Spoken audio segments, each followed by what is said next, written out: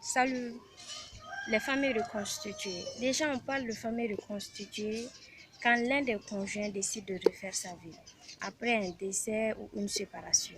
Cela peut trouver qu'il y a déjà des enfants ou pas. Nos parents avaient l'habitude de faire en sorte que quand le monsieur décède, on donnait sa femme à son frère en guise de protection parce qu'on ne voulait pas que ce soit une autre personne et que la femme quitte la maison pour aller dans une autre maison. Euh, que ce soit de cette manière ou pas, même si c'est un autre homme. Et c'est pareil aussi pour le monsieur, pour un homme, si l'homme décède, si la femme décède, que l'homme décide de refaire sa vie avec une autre femme. Maintenant, beaucoup de questions vont susciter. Beaucoup de questions vont venir. Les deux vont se poser des questions. Si c'est la femme, mon ex-mari ou bien mon défunt mari, c'est que lui il aimait, est-ce que mon nouveau mari va aimer ça? Ses enfants, est-ce que ses enfants vont m'aider? Et c'est les mêmes questions que l'homme aussi va se poser. Euh, Comme je l'ai dit, en Afrique, on vit en famille. Il y a beaucoup de facteurs qui surviennent.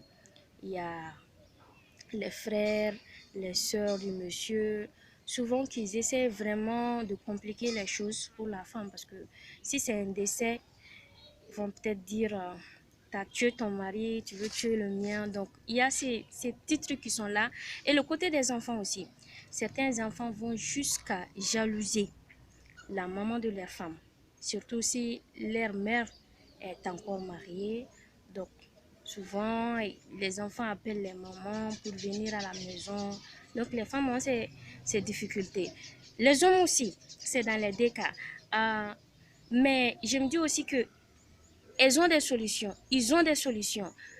Déjà, quand tu peux pas te faire passer pour sa maman, que sa maman soit en vie ou pas. C'est pas possible. Mais tu peux essayer de jouer le rôle que sa maman jouait.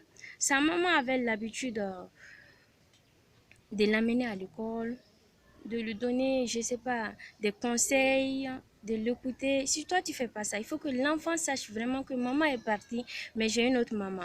Pour le papa aussi, c'est pareil. Parce que c'est Dieu qui l'a voulu, qu'il y ait divorce ou décès. Donc il va falloir que les gens comprennent ça. Quand son papa était en vie, si c'est le monsieur, son papa l'amenait à l'école, son papa s'intéressait à lui. Et si toi tu fais pas ça, l'enfant aussi ne va pas se sentir.